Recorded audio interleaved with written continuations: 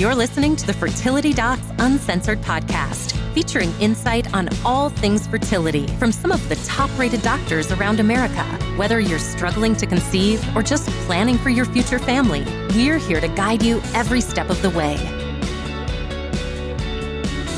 Hello, everyone. This is Dr. Susan Hudson with another episode of Fertility Docs Uncensored, and I am joined by my lovely co-host, Dr. Carrie Bedient from Fertility Center of Las Vegas. Hello. And Dr. Eblen from Nashville Fertility Center. Hey, everybody. And we have a special guest today. We have Kelley Ramsey from Waiting and Hope Ministries. Hi, guys. Hey. How are you doing, Kelley? I'm great. I'm so happy to be here. Thanks for having me. Well, we're excited to have you join us, and we'll kind of get into, your passion and what brought you into kind of this path of your life at this point.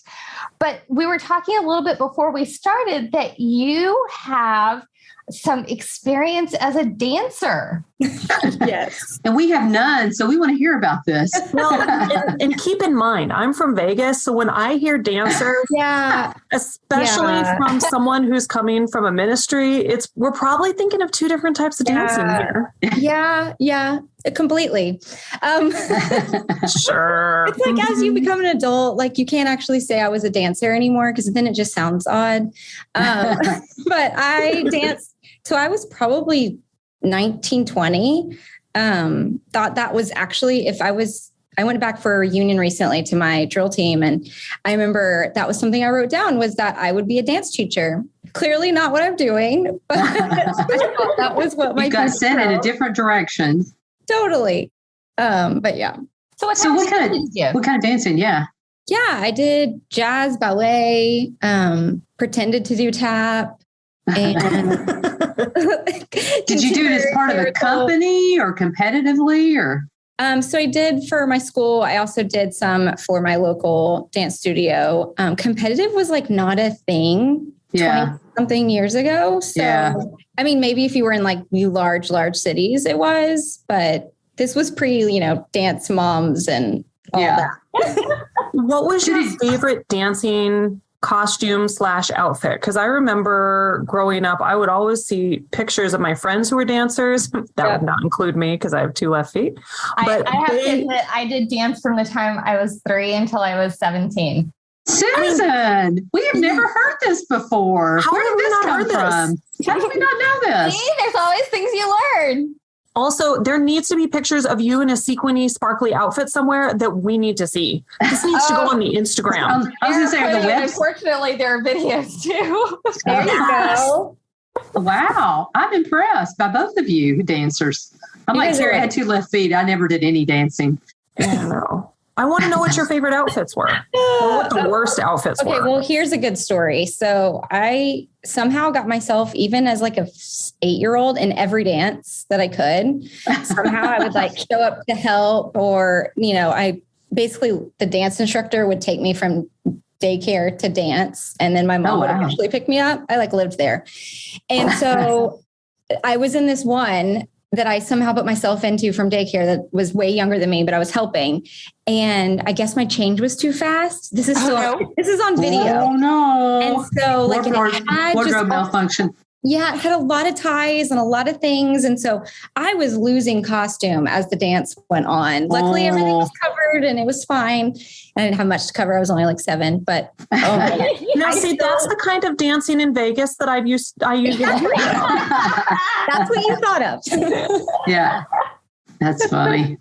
I have to say, yesterday when I was flipping through Facebook and it has like the little videos and it had Hugh Jackman at the Tony Awards doing the Music Man. Oh my goodness. Okay. So like Hugh Jackman.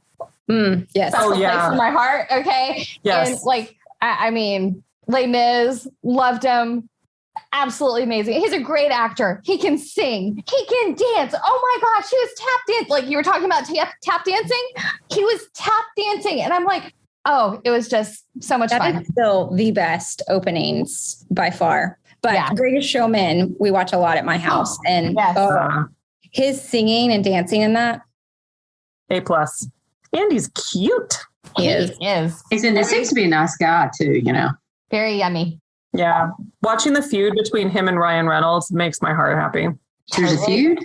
Yeah. Oh, yeah. Really? Abby, see, this is the rabbit hole that I go down occasionally. I have People magazine, Carrie. How do I not know this?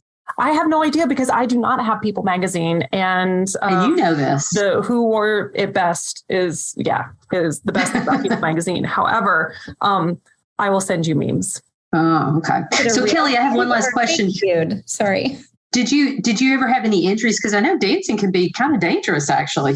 Yeah, my knees still hurt quite a bit. I'm sure I need some kind of surgery, but I'm just pushing through.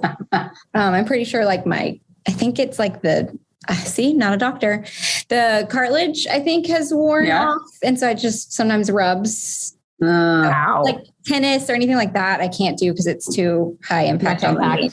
And Susan, I feel this question's for you as well. Do you have any injuries that you haven't gotten over from dancing?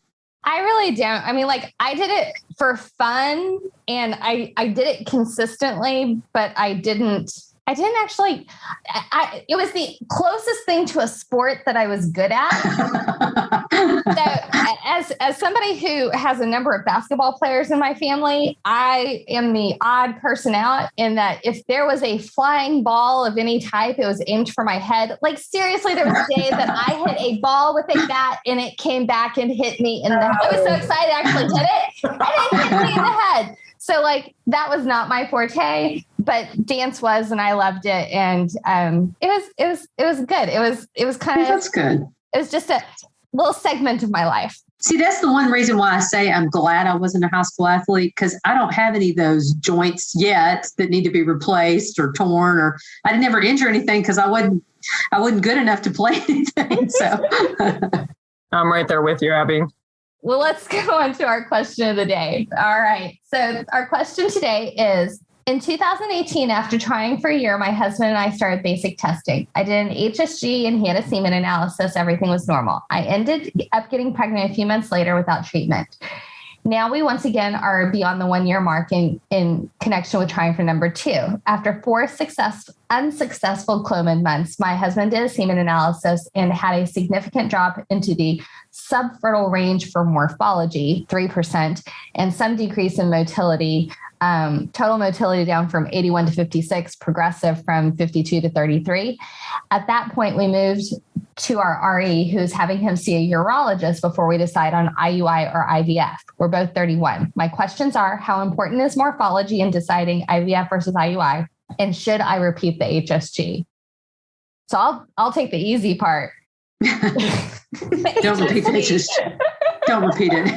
Don't repeat the HSG. It hurts. Seriously, unless you've had a pelvic infection or something unusual, like a ruptured appendix or something between now and when you had it, the chances of finding something significant on that repeat HSG are not worth the potential discomfort of such an exam. Well, and really the semen analysis question, I think, is not that hard of a question either, because really what you told us is not that bad. I mean, morphology, nobody really knows if morphology is important or not. There's not really tests for that anymore. Motility is not bad. I mean, it's actually pretty good. Even I think she said 56% motility. I mean, that's actually good. That's normal. Mm-hmm. So, my thought would be there's a big difference between IUI and IVF in terms of cost, in terms of success. I would talk to your doctor and have them help you make the final decision. It really depends on how nervous you are about it or stressed about it. IVF has a much better success rate, but it's a lot more involved and a lot more expensive. I guess my thought would be, if you were my patient, I'd say, why not try a few IUIs? If it doesn't work, then we can always move on to IVF. So right now, I think things look pretty good, and I'm optimistic, hopefully, that you'll get pregnant soon. What do you think, Carrie? Morphology is kind of a soft finding. And even if it's not the Hugh Jackman of sperm that fertilizes the egg, even if it can't tap dance and sing, it doesn't mean it can't do the normal things. It doesn't mean you won't have Hugh Jackman as a baby. And so, if it works, it works. So I would probably take a deep breath and give yourself the leeway to do what makes the most sense for you guys. If you're up to your eyeballs and, oh my God, this has to work right away, otherwise I'm going to lose my ever-loving mind, go to IVF. If you're like, let me take a deep breath and let's try the easy way first, do IUI. Either is reasonable with what you've described. Like there's nothing, unless you want a bunch more kids, it's going to push you into your late 30s, do whatever you want to do. Yeah. I mean, I would like to mention that probably about every 7 or 8 years, there's a talk about whether or not we should just get rid of morphology. And it's the only thing that in my career we have talked about repetitively. And we always are like, it might mean something, but probably not. So we might as well just leave it in there. And so it's one of those things that it is a piece of information, but I would not ever use it as the piece of information. Agreed. So, all right. Good stuff. Good stuff. Well, Kelley, kind of tell us a little bit about yourself and how Waiting in Hope became what it is and what exactly is it? Yes. So I went through about 3 years of infertility in different scopes. I basically had the fast track, as lots of people have told me, was sent to my doctor pretty quickly after about 7 months of trying, which is not normal, but my blood work, and I have a history of health issues, was not normal. And so she was like, let's just send you. And so when I got in there and we did testing and looked at everything, they weren't for certain what was going on. However, it was me. And I wasn't ovulating for sure. My progesterone and my estrogen were all off. And so maybe you guys can diagnose me while we're here today. I'm just kidding. But what ended up happening was we went on this really fast track of different treatments, IUIs, almost to IVF. I overstimulated. So they were like, do you want to do it tomorrow? And just like, my clinic was wonderful. They were trying to help us. But emotionally, we had 2 losses. And so our heart just took a while in the process. And we really struggled emotionally. And we have a really solid marriage, but that was the first time we really, really, really struggled. And so with that said, I went to my women's director at my church and was just like, there's got to be other people like me. Please help me. And I'm willing to, help, to do whatever. There's got to be more of us. And she was like, actually, there's a few of you asking for this, and didn't know at the time that it was 3 other women from my young marrieds class who we were all hiding. Instead of every Sunday, there was a particular announcement of a baby or whatever. Yeah, that's hard. We're hiding and we didn't know, and we're close. And so here we are, we start this group and women just start showing up from all over town. And it was like, okay, we got to keep doing this. And we held an event. I can't even tell you what year. I think it was back in 2015. And it was like, people were showing up from hours away, and couples, and wow, the room was like 200 plus. And we were like, okay, I guess we need to figure out how to do this for others because they need it too. And so that's basically how Waiting Hope was born. Right then and there, we were like, okay, my husband's a dentist and he owns multiple offices and he has similar things. I need to replicate that with this. So let's figure it out. And we had already started writing curriculum during the time that we were leading group, and it just grew from there. It's now a national ministry. We partner with churches directly to help them have training, curriculum to actually have an infertility support group for their women and their couples. But then we also hold national events like couples retreats and online things, and go from there. We also have some really exciting things that I can't share quite yet, but they're big things in the works that are just, I wish I would have had and wish we would have done earlier. But that's really awesome. How many churches are you in?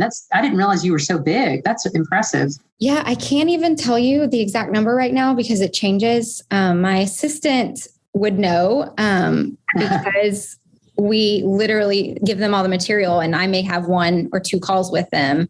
But I think currently there's about 17. Oh, wow. About 20 that are in and out of talks with us. So it's continually that's great. Changing and growing. Our original first few were about, about 10. And then we figured out what we were doing and what we liked about it and how to do it well and what to do. And we were like, okay, we can do this and take it and grow it so that more people can have support, because that's what we really wanted. So, yeah. So when when you were going through your fertility journey, okay, it sounds like you really needed people to reach out to. And why did you reach out to people at your church? What made that as kind of the natural place for you to go personally? Yeah, I just felt like I needed support. Like my husband and I had always done everything openly in our marriage and in our life. We were one of the first people to get married. So like, we were always the ones that everyone went to ask questions about sex and all of those kinds of things. Like, so for us, this became a very private and closed door in our life. And that just felt odd because then you just feel alone. You feel isolated. Yeah. Like you're the only one, which is obviously not true.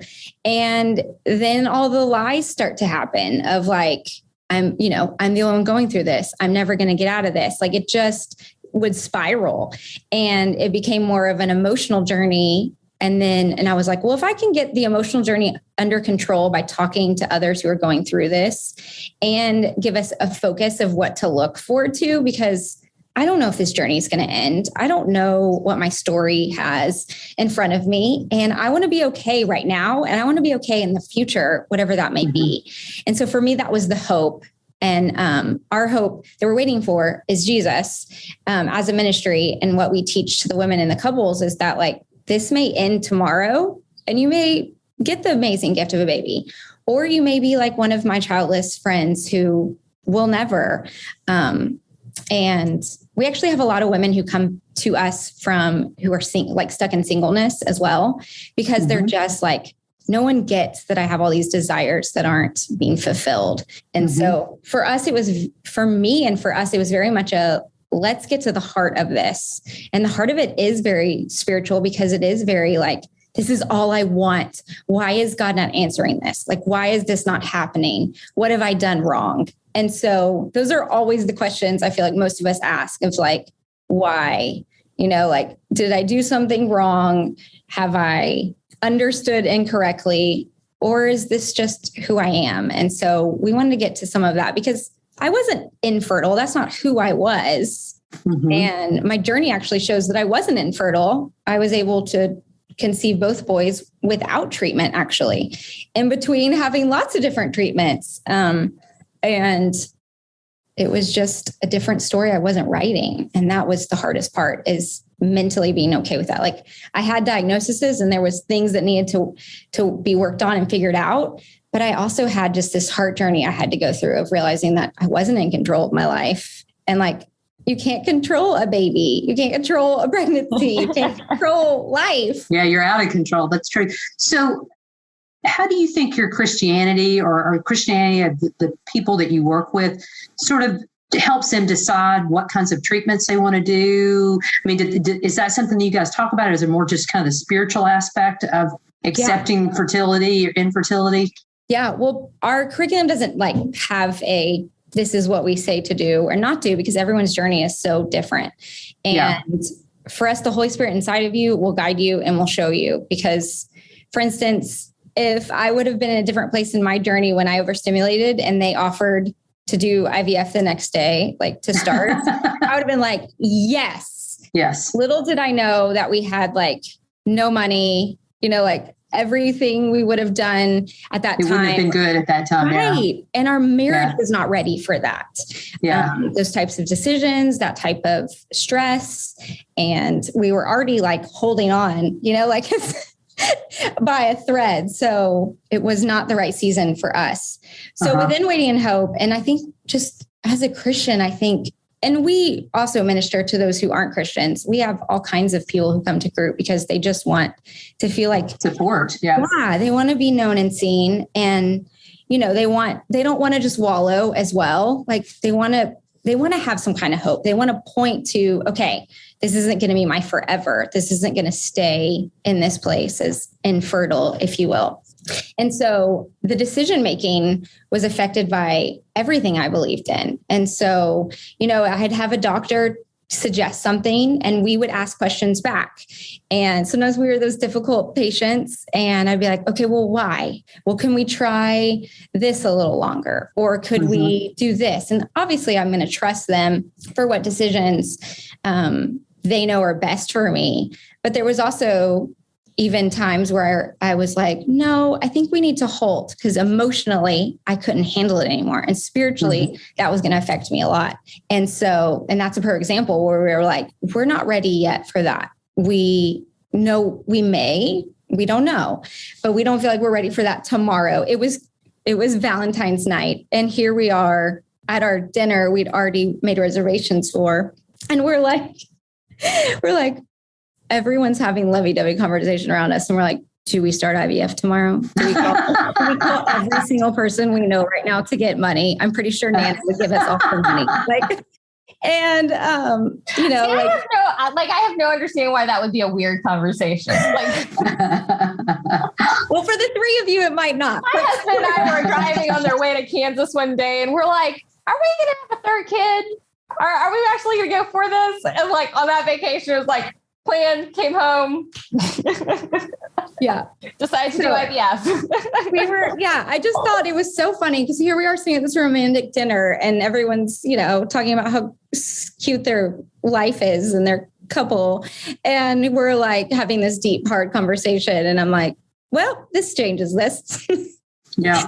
But I mean, for us, it was never an if we're going to do something or not. It was is it the right timing? Is it where we're feeling led to go? Are there clear provisions to get there? Or is it like us ripping and scratching and clawing to get to what we want? And then it's a control issue thing, Yeah. And that was for me, some of the big red flags. We could have called every single person we knew. We could have forced it to happen the very next day. But I really do, looking back, think my husband protected us from a lot of emotional strain we weren't ready for. And for us, our tax return was 2 weeks late, and it would have been almost the exact amount. It was a big one that time for some reason. And we just bought our first car, and we were like, well, clearly there's no money right now to do that, because we were young and dumb. But yeah. It sounds like you were able to accept the challenges that you had pretty well, though. It sounds like you came through the roadblocks pretty well. Speak to that to some of the people that are listening right now, because I think that's a really hard challenge for a lot of people, to be able to be resilient. Yeah, the roadblocks are the hardest part because it's just a constant roller coaster. It's a constant up and down, and then hitting the brakes and not understanding why. The 3 losses I had, every time we're blindsided. It just didn't make sense, or even the failed treatment attempts and cycles always felt like, it's so good, it's so good, it's so good. Oh, and I don't know why at the time they were something I felt like I could see past. I think at the moment it didn't feel that way. It felt very much like, what am I going to do? This is life shattering. And for moments it was. The miscarriages were so hard. My sweet OB was like, when we finally decided we were done trying, she was like, I am so glad. I love you guys, but I can't watch this anymore. And so, it's just, I think it's really, the roadblocks are really about what you have hope in. Is your hope in this baby? Is your hope in the future of exactly the way you have it mapped out and planned? Because we all have some vision of expectations of what we want it all to be. And the sooner we realize that our life is a gift, but it's not for us to plan, because God's going to do something way bigger than we can ever imagine and way better than we can imagine, though at the time it doesn't always feel better. And that's the hard part. That's the part of that really takes faith and really takes going, okay, he's always been for my good. So this doesn't feel good right now, but for some reason this will be good later. And I'm not saying that everyone's going to start something, but I do believe that the Lord allows us to go through pain so that we can comfort others, mourn with those who mourn and rejoice with those who rejoice. That has been one of the most beautiful things I've seen within our communities, is women coming beside each other and helping each other in the hardest things in life. And these women, I kid you not, end up becoming friends that continue and still have that same message thread or whatever. And, so-and-so struggling with something totally different cancer. Like one of our online girls went through endometriosis cancer, and watching them love her and support her and care for her in something completely different, it was just the most beautiful thing, because we all need community and we all need help getting through life. Absolutely. One time when you and I have talked previously, I know that a lot of the focus is helping maintain relationships, whether that's with your spouse or your partner or your sister or your mom or your friends.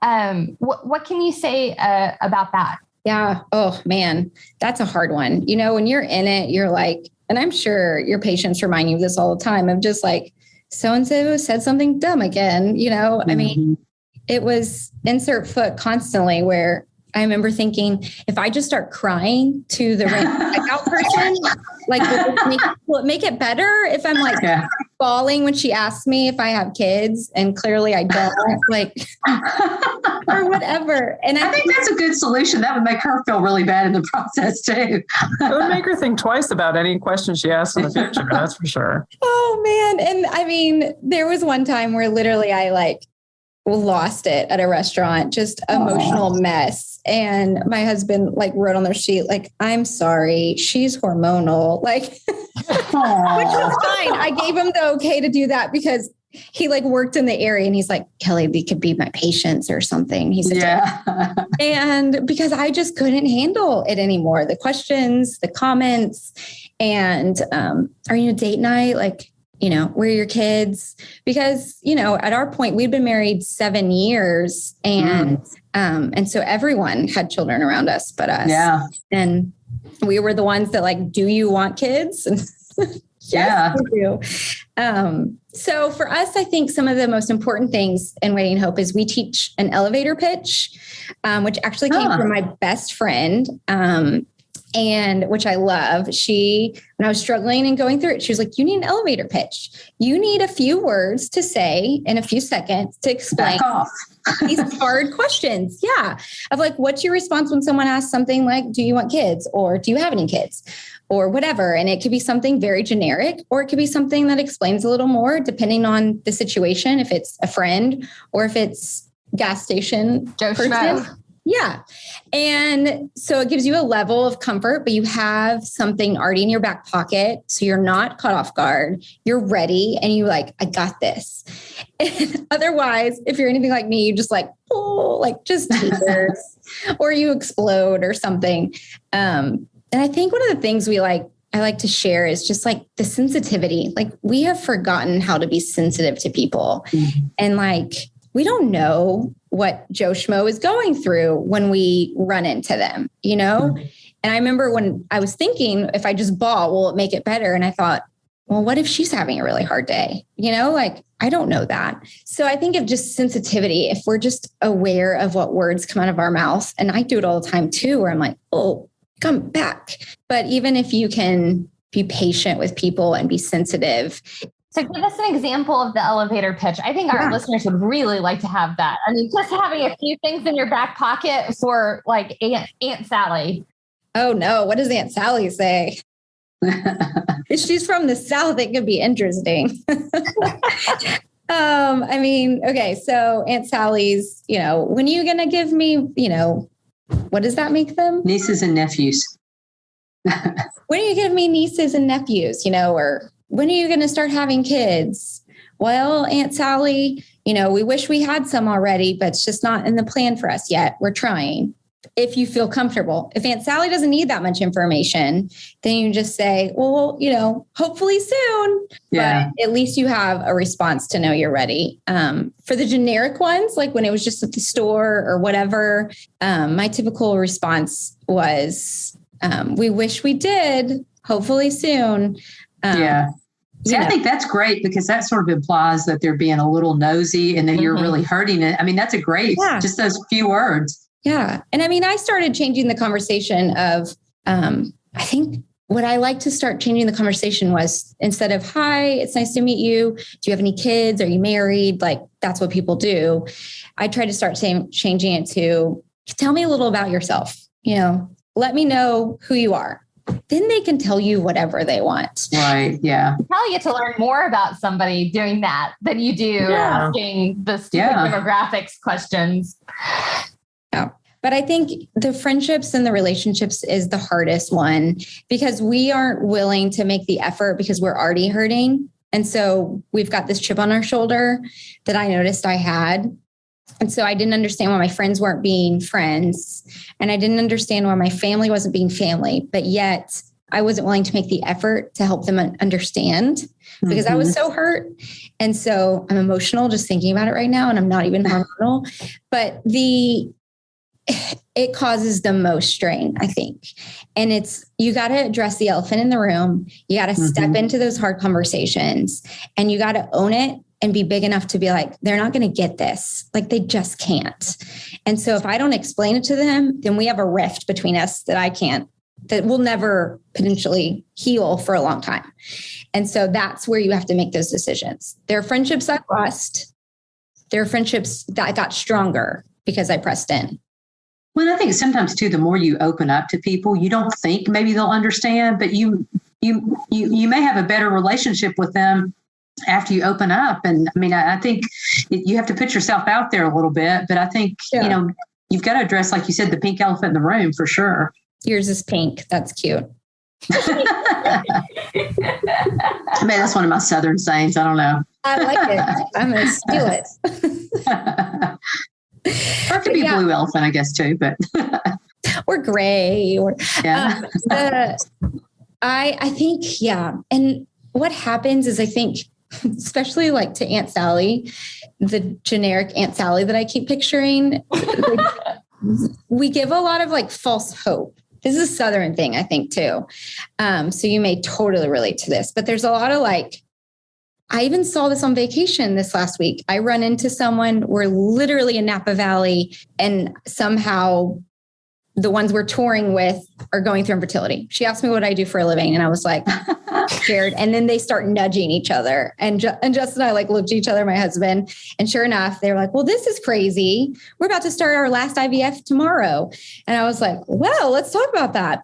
But so Aunt Sally was across from them, also in our group. And she then proceeded to be like, you're going to have a baby. I just know it. You're meant to be a mama. And I was like, oh, I'm going to need to talk to her after this, because those are the things that are really hard to hear because you don't know that. Like, I'm already struggling to believe that's true, that my next cycle will work, that my next treatment will work. And that's where this girl was very much. She was like, this is my last IVF cycle. I sure hope this works. And she's like, I hear you. To the response to the lady, I hear you. And I hope that's true, but I don't really even have hope to even think about that anymore. So, thank you. Like, she didn't know what to say. And that's pretty typical. I get that a lot of, those like, it's going to happen for you. And I think it's hard on both sides. Like, I mean, I even think of it like, so I have a friend that I've known for a long time. And like, even in what I do, I don't want to ask somebody, are you trying? But like, that sounds so bad. But I know how old she is. Yeah. And I have had other friends who I did not say anything to because I wanted to let them do their thing. And then they get to be 40, 41, 42. And now they're using donor egg because they waited. I feel bad because I didn't say anything because I didn't want to be that person, especially because of what I do. And like, what advice would you give to somebody who has a loved one that you are honestly concerned about and want to offer your hope and love and support to without being like, so are you going to get pregnant? Can I help you? You guys ask really tough questions. I'm sweating. If you have a friend, like if you have a friend, even if you're suffering with infertility yourself and you have somebody or you have struggled with it in the past and there's somebody that that you think might, but you like, what would be your question? Ooh, I mean, I think when you share your own story, like vulnerability creates vulnerability, right? And so typically when we share our story or we open up, like you were just saying. But what if you don't have a story of your own? Oh, that's true. Okay. So I think you can say it in love. Like, I think you can say things of, there's a difference between caring. Yeah. Yeah. I think there's a difference between caring and saying flippant things to make someone feel better. Yeah. Like when someone's going through grief, I feel like we all just try to which is infertility is very much grief because it's the loss of your expectations. Like there's this, we don't know what to do. So we just want to put a Band-Aid on it and be like, you're better. And we move on. Yeah. Which doesn't help the person and doesn't help us as a friend or a family member. And so I think if you, take some time to be caring of having that conversation of, I know, Susan, you're really struggling. I feel like I've been meaning to ask you and talk to you to see if, there's a way I can help you or something I can do. This may be something you don't need at all. I don't know, but I had this feeling that maybe I should just talk to you. I've done that numerous times with people just because of what I do. I'll also get lots of mother-in-laws and mothers that will email me or call or whatever. But there's these times where I just feel like I'm supposed to say something and I don't know what it is. But even that situation where I'm in Napa Valley and I don't know this person. And I just felt like I wanted to encourage her, and I didn't know the full story, but I just wanted to encourage her of, I've been there, I understand, and maybe I can help you. Do you have anything you want to ask me or anything you want to share that might help? That might help you and might help to hear from me. So that's awesome. That's awesome. Is there anything you would like to share as we wrap up today? Oh, so broad. I just really hope your listeners understand that they aren't alone. Because I would assume if they are listening because they want to know information. Even in the beginning, I was like, I'm learning so much. I love this. And I love that you guys do this, that I wish this was around when I had all those questions. I didn't know what any of the medical terms meant and I didn't have that, besides my doctor who spoke a whole nother language. And this is funny. I literally had my husband call him to ask questions because I just felt so intimidated and didn't know what to say. And I was like, you at least are... Because the dentist can communicate. Yeah, I'm like, not that he couldn't really communicate either, but he at least could understand more than I could. I was just lost. I'd be like, those are a lot of numbers. I don't know. I need a graph. But so I would just hope that they would know that they aren't alone, that even though they're, looking for answers and they're looking for medical advice and they may have serious medical issues, that they are not the only ones going through that. And they're not the only ones who have been through really hard things, and that it will get better. And there is hope, and there's going to be something beautiful. It may be a baby. It may not. It may be a totally different, it may be twins. It may be adoption. I never know when I meet someone, what their story is going to be. But I know that it will be something beautiful because I've seen it in my own life. But well said. Thank you for joining us today. Absolutely. So to our audience, thank you so much for listening, and be sure to listen next week for more. Also be sure to subscribe and leave us a review on iTunes. We'd love to hear from you. We are also on Instagram and Facebook, so please hop on by and leave us a like or follow and say hello. You can also visit us on fertilitydocsuncensored.com to submit questions. All questions will be answered on the podcast anonymously for our Ask the Doc segment, or even leave us an episode idea. So don't hold back. We'd love to hear from you. And as always, this podcast is intended for entertainment and is not a substitute for medical advice from your own physician. All right, we'll talk to y'all soon. See you next week. Bye.